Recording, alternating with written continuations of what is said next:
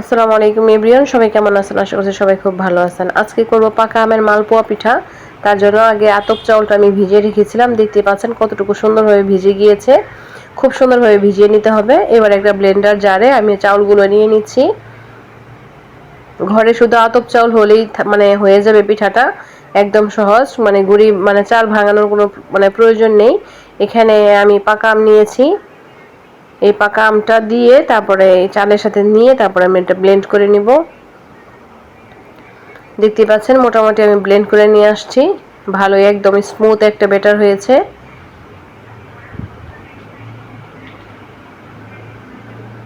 ব্যাটারটা অতটুকু ঘনত্ব করে আমি ব্লেন্ড করে নিয়েছি, দেখতে পাচ্ছেন।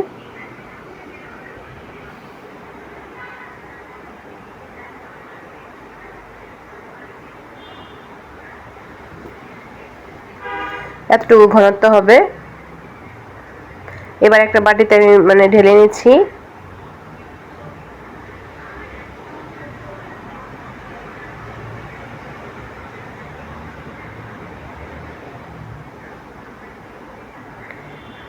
এতটুকু ঘনত্ব করে আমি ব্যাটারটা করে নিয়েছি।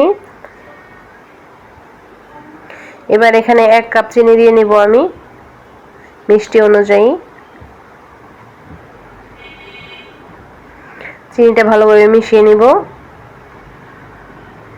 তারপর দিয়ে নিব আমি 1 কাপ আটা। আটাটা দিলে কি হয়, পিঠাটা খুব সুন্দর হয়, মানে নরম হয় একদম, মানে তুলোর মতো নরম নরম হয় পিঠাগুলো এবং ফুলেও অনেক ভালো। এবার আমি 1 কাপ আটা দিয়ে নিচ্ছি। এবার আটা চিনি আমের দইয়ের সাথে ভালোভাবে মিশিয়ে নিব।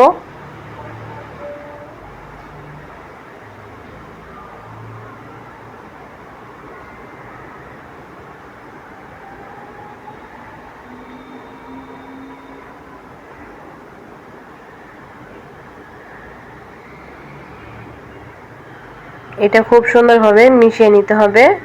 আর যে ব্লেন্ডারের জার ছিল সেখান থেকে আমি একটু ধুয়ে আমি কুসুম গরম পানি দিয়ে নিচ্ছি। এখানে একটু কুসুম গরম পানি ইউজ করবেন। এখানে এখন আমি পানিটা খুব সুন্দরভাবে ডোয়ের সাথে ভালোভাবে মিশিয়ে নিব।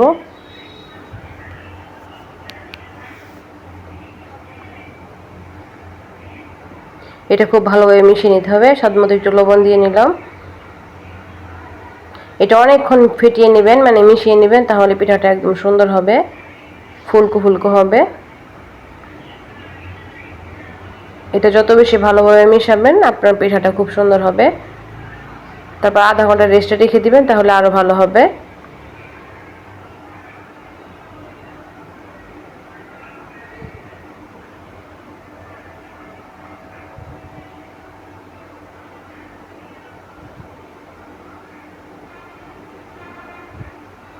এই তো হয়ে গেল।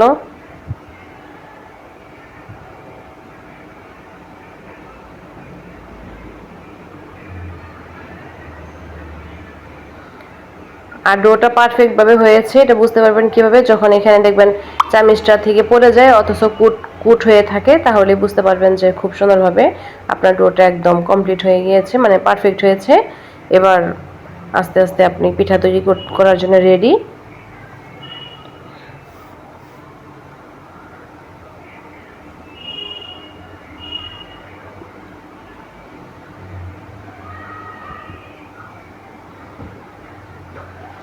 এবার একটা প্যান বসিয়ে দিব।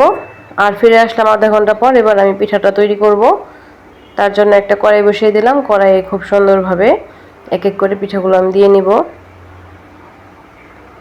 দেখতে পাচ্ছেন এটা আমার প্রথম পিঠা ছিল, ভালোই ফুলকো হয়েছে মাশাআল্লাহ।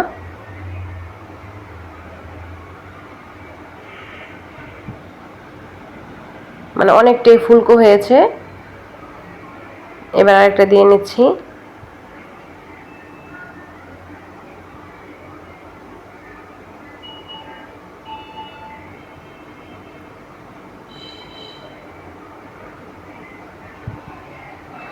আর পিঠা দেওয়ার পর একটু তেল এইভাবে দিয়ে নেবেন উপরে, তাহলে খুব সুন্দর হবে।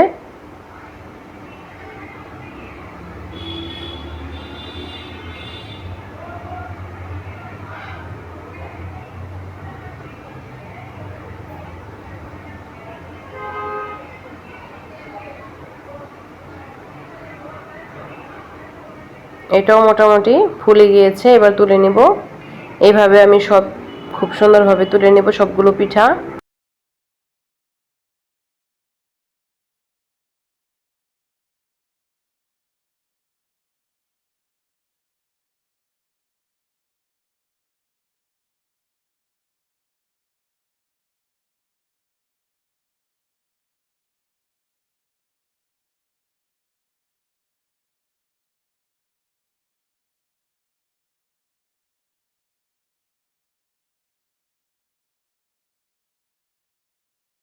এটাও ফুলে গিয়েছে মাশাআল্লাহ।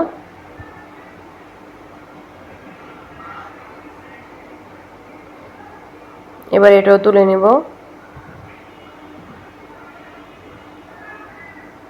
এক এক করে আমি সবগুলো পিঠা আমি খুব সুন্দরভাবে তুলে নিব।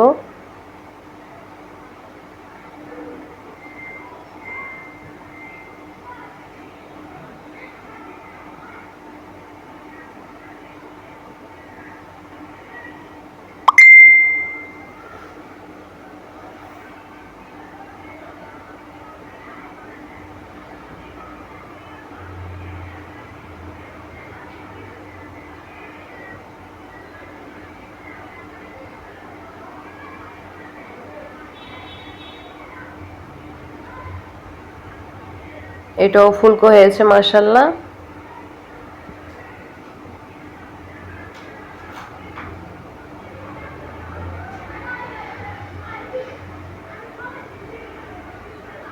এটাও তুলে নেব। এইভাবে প্রত্যেকটা পিঠাই মাশাআল্লাহ ফুলকো হবে যদি পারফেক্ট কুলাটা তৈরি করা যায়। ভিডিওর এই পর্যন্ত যারা চলে আসছেন প্লিজ একটা লাইক দিয়ে। এক এক করে আমি সবগুলো পিঠাই ভেজে নিব। আর পিঠাটা খেতে এত ভীষণ মজা হয়, মানে পাকা আমের ঘ্রাণে একদম ভরে যায়। খুবই ভালো লাগে পিঠাটা এবং অনেক নরম হয়। আশা করছি আপনাদের কাছে এই পোয়া পিঠার রেসিপিটি ভালো লেগেছে।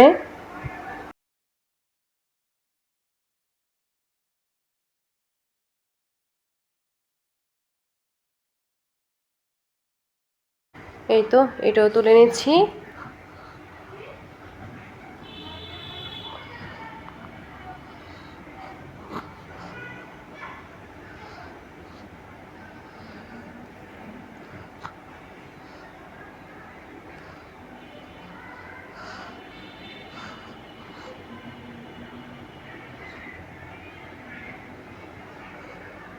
মাশাআল্লাহ।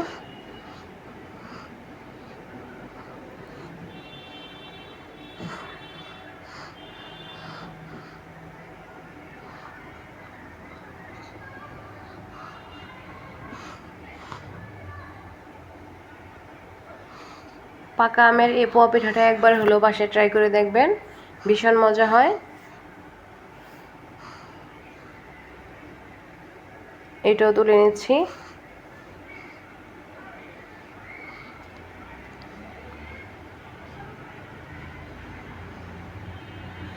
মাশাআল্লাহ। আর পিঠা তৈরি করার সময় উপরে এভাবে তেল ছিটিয়ে দিবেন, তাহলে ভালোভাবে ফুলে ওঠে। এটা ভালো একটা টিপস হতে পারে, মানে পোয়া পিঠা ফোলার জন্য।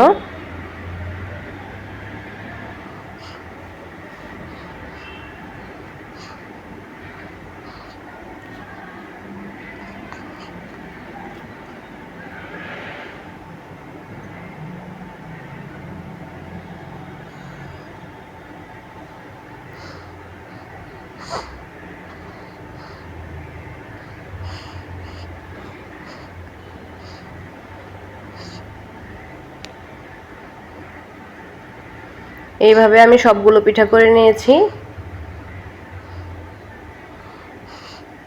ভিডিওটি ভালো লাগলে লাইক কমেন্ট শেয়ার সাবস্ক্রাইব করবেন। যারা নতুন আছেন সাবস্ক্রাইব করে বেল আইকন অন করে রাখবেন, যেন নিত্য নতুন রেসিপিগুলো আপনাদের কাছে সহজে পৌঁছে যায়।